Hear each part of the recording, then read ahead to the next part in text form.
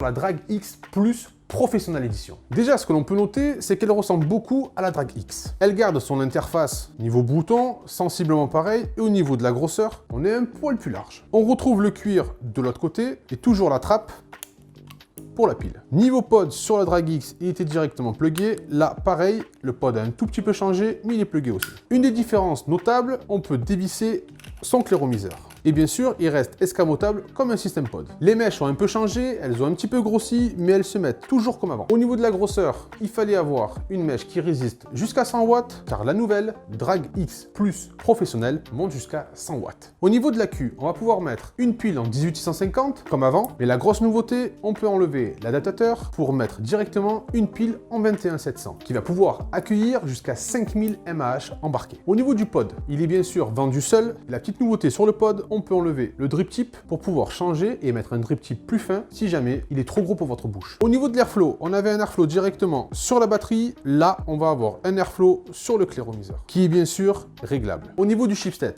là, on est encore monté d'une gamme. On est passé sur un chipset qui réagit à 0,01 seconde. En gros, avant que tu penses, elle marche déjà. Ils ont gardé bien sûr le port USB type C, avec bien sûr une recharge en moins de 2 heures. Et la puissance développée sur cette machine, 100 watts. Le kit est vendu avec sa notice, son câble et bien sûr les deux résistances. Et maintenant, vous savez tout sur